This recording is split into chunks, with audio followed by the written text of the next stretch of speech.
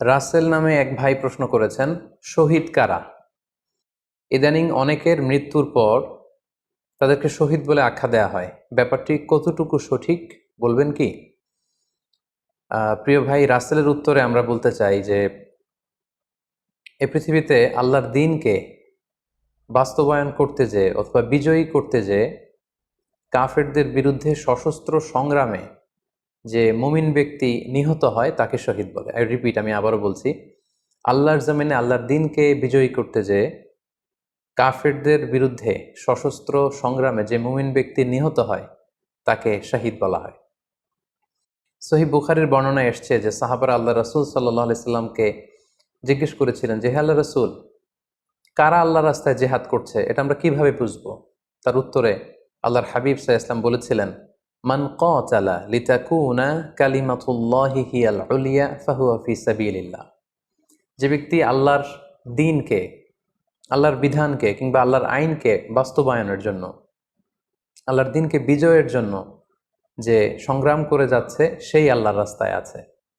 আর সে আল্লাহর রাস্তায় থাকা অবস্থায় যদি কেউ মৃত্যুবরণ করে বা নিহত হয়, তাকেই ইসলাম শহীদ বলে ঘোষণা করেছে। তবে সেক্ষেত্রে একটি শর্ত রয়েছে, সেটি হচ্ছে দুন আগরাদিন মিন আগরাদিদ দুনিয়া। দুনিয়ার কোনো কারণে, দুনিয়ার কোনো লোভে পড়ে, দুনিয়ার কোনো স্বার্থের জন্য যদি কেউ আল্লাহ রাস্তায় জেহাদ করে মৃত্যুবরণও করে, সে শহীদের কোনো মর্যাদা বাদাম আল্লাহ তাআলার কাছে নেই। কেননা আমরা হাদিস থেকে জেনেছি অনেক শহীদ কিয়ামতের ময়দানে আল্লাহ তাআলা তাদেরকে জাহান্নামে ফেলে দিবেন।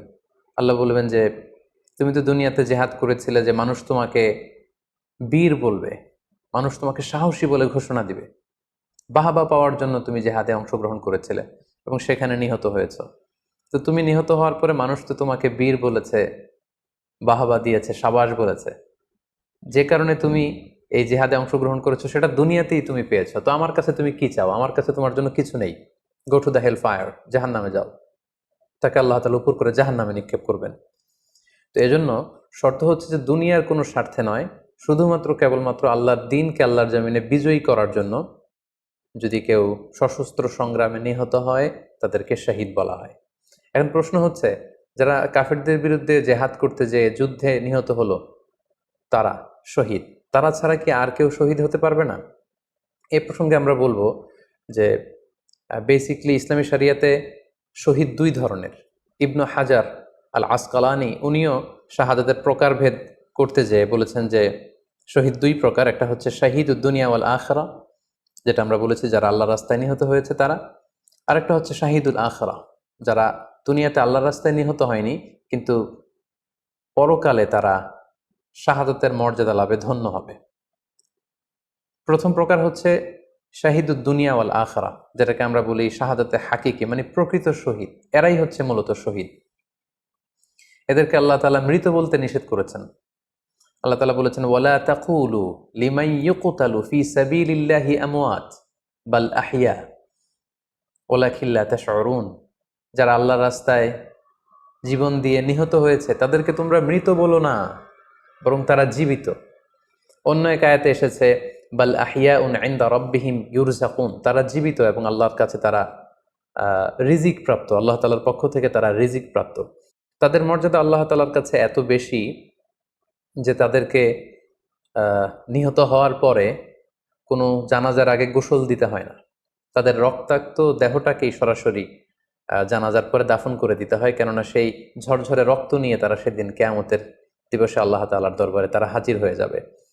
এবং আমরা যদি কোরআনের দিকে তাকাই, কোরআন আমাদেরকে জানিয়েছে, আনা আমাল্লাহু আলাইহিম মিনান নাবিয়িন ওয়াস সিদ্দিকিন ওয়াশ শুহাদাই ওয়াস সালিহিন, মানে সবচেয়ে শ্রেষ্ঠ তাবাকা বা দারাজা হচ্ছে নবীদের দারাজা, নবীদের পরে হচ্ছে সিদ্দিকিনদের দারাজা, এবং সিদ্দিকিনদের পরেই যাদের মর্যাদা আল্লাহ তাআলার কাছে সবচাইতে বেশি তারা হচ্ছে শুহাদা। এজন্য প্রতিটি মুমিনের জীবনের আকাঙ্ক্ষা বা তামান্না থাকা উচিত তারা যেন শাহাদাতের মৃত্যু আল্লাহ তাআলার কাছে কামনা করে। এবং আমরা যদি সাহাবাদের জীবনের দিকে তাকাই তাহলে দেখবো ওনারা সবসময় আল্লাহ তাআলার কাছে শাহাদাতের মৃত্যু কামনা করতেন। সাইয়েদনা ওমর ফারুক রাদিয়াল্লাহু তাআলা আনহু আল্লাহ তাআলার কাছে সবসময় শাহাদাতের মৃত্যু চাইতেন। সহিহ বুখারীর বর্ণনায় এসছে, ওমর ফারুক রাদিয়াল্লাহু তাআলা আনহু দোয়া করতেন আর বলতেন, আল্লাহুম্মা রযুকনি শাহাদাতান ফি সাবিলিক ওয়াজআল মাউতি ফি বালাদি রাসূলিক, মানে হে আল্লাহ, আপনি আমাকে শাহাদাতের মৃত্যু নসিব করুন এবং আপনার প্রিয় হাবিবের এই শহর মদিনা শহরে আমার মৃত্যু আপনি নসিব করুন। এবং আমরা যদি ওমরে ফারুকের জীবনের দিকে তাকাই, তাহলে আমরা দেখব যে উনি শহীদী মৃত্যু লাভ করেছিলেন।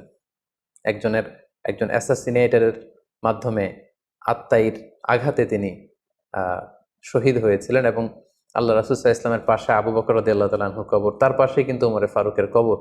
তার মানে মদিনাতেই তিনি আল্লাহ রাসূল সাল্লাল্লাহু আলাইহি ওয়াসাল্লামের পাশে মৃত্যুবরণের পরে শোয়ার সৌভাগ্য তিনি অর্জন করেছেন।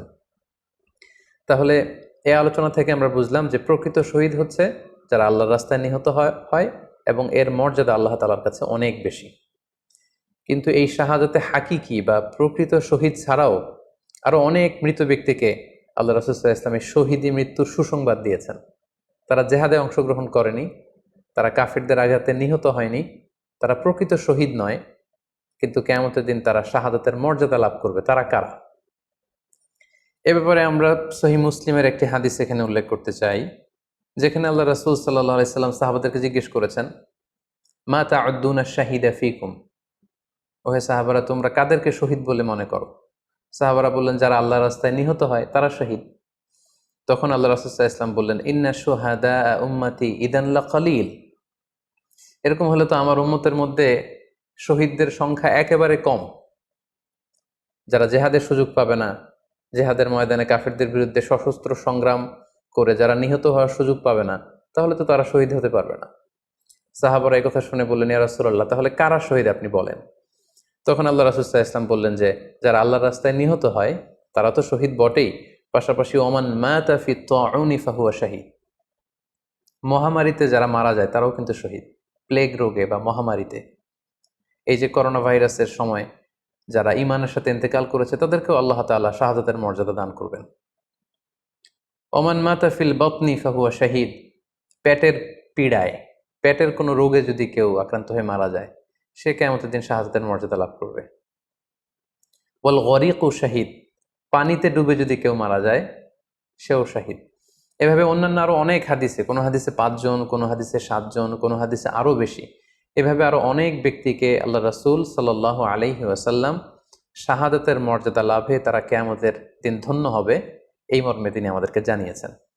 সুনানে নাসাইর একটি বর্ণনা থেকে আমরা জানতে পারি, আল্লাহর হাবিব সাল্লাল্লাহু আলাইহি ওয়াসাল্লাম বলেছেন, মান কুতিলা দুনা মাজলামাতিহি ফাহুয়া শাহীদ, অন্যায়ভাবে যদি কাউকে হত্যা করা হয়, হি ইজ ডিফেন্ডিং ইনজাস্টিস, অন্যায় প্রতিরোধে সে মারা গিয়েছে, এরকম মৃত্যুকেও তিনি শাহাদাতের মৃত্যু বলে ঘোষণা করেছেন। সুনানে তিরমিজির আরেকটি বর্ণনায় আল্লাহ রাসূল সাল্লাল্লাহু আলাইহি ওয়াসাল্লাম আরো কিছু ব্যক্তিকে শহীদ বলে ঘোষণা করেছেন। যেমন তিনি বলেছেন, মান কুতিলা দুনা দীনিহি ফাহুয়া শাহীদ, কেউ তার দ্বীনকে হেফাজত করতে যেয়ে যদি মৃত্যুবরণ করে সে শহীদ। ওমান কুতিলা দুনা দামিহি ফাহুয়া শাহীদ, নিজের রক্ত বাঁচাতে যেয়ে যদি কেউ মৃত্যুবরণ করে শহীদ। তার সম্পদ বাঁচাতে যেয়ে যদি মৃত্যুবরণ করে সে শহীদ। তার ফ্যামিলিকে সেভ করতে যেয়ে কেউ যদি মৃত্যুবরণ করে সেও শহীদ। তার সম্মান, ইজ্জত, তার স্ট্যাটাসকে বাঁচাতে যেয়ে যদি কেউ মৃত্যুবরণ করে সেও শহীদ।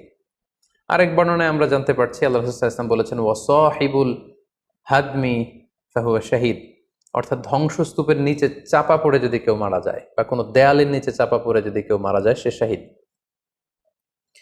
ওয়াসাহিবু যাতিল জানবি শাহীদ, অর্থাৎ ফুসফুসের কোনো রোগে, লেটসে লাং ক্যান্সারে যদি কেউ মারা যায়, ফুসফুসের কোনো ভয়ানক রোগে যদি কেউ মারা যায় সে শাহীদ, শহীদের মর্যাদা পাবে।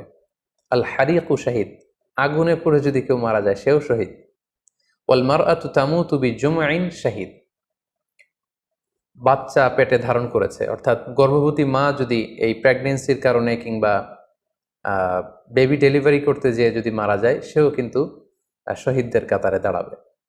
এভাবে আমরা বিভিন্ন হাদিসের আলোকে এবং আল্লাহ রাসূল সাল্লাল্লাহু আলাইহি ওয়াসাল্লামের সুসংবাদ বাণীর আলোকে আমরা বুঝতে পারি যে আল্লাহর রাস্তায় যারা জেহাদ করে আল্লাহর দ্বীনকে বিজয়ী করতে যে মৃত্যুবরণ করেছে তারা হচ্ছে প্রকৃত শহীদ। তাদের মর্যাদা আল্লাহ তাআলার দরবারে অনেক অনেক বেশি। কিন্তু এই শহীদ ছাড়াও আরো অনেক ধরনের মৃত্যুকে আল্লাহর হাবিব সাল্লাল্লাহু আলাইহি ওয়াসাল্লাম শাহাদাতের মৃত্যুর সাথে ঘোষণা করেছেন। সো যারা জেহাদে মারা গেল তারাই শহীদ, বাকিদেরকে শহীদ বলা যাবে না, এই কথাটি ঠিক নয়। বরং আল্লাহ রাসূল সাল্লাল্লাহু আলাইহি ওয়াসাল্লাম নিজেই চেয়েছেন, তিনি বলেছেন যে তোমরা যদি শুধু এই এক শ্রেণীকে শহীদ বলো তাহলে তো আমার উম্মতের মধ্যে শহীদের সংখ্যা একেবারে কম। আর আমি চাই আমার উম্মতের মধ্যে থেকে অনেক সংখ্যক লোক এই শাহাদাতের দারাজা, এই মর্তবা, এই মর্যাদা লাভ করে ধন্য হোক। তাই আমরা যে কেউ একটি বর্ণনার কথা বললাম, এছাড়াও আরো অনেকগুলো বর্ণনা আছে। এই ধরনের মৃত্যু যারা বরণ করেছে, লেটসে পানিতে ডুবে, আগুনে পুড়ে, পেটের পীড়ায়, নিজের সম্পদ বাঁচাতে যে, অন্যায়ের প্রতিরোধ করতে যে, সন্তান ভূমিষ্ঠ করতে যে, এরকম যত ধরনের মৃত্যু রয়েছে, এ ধরনের মৃত্যুকে আল্লাহ রাসূল সাল্লাল্লাহু আলাইহি ওয়াসাল্লাম শহীদী মৃত্যু বলেছেন। এবং কিয়ামত দিবসে এই সমস্ত লোকেরাও তারা শাহাদাতের মর্যাদা লাভে ধন্য হবে ইনশাআল্লাহ। আশা করি প্রশ্নের উত্তর আপনি পেয়েছেন।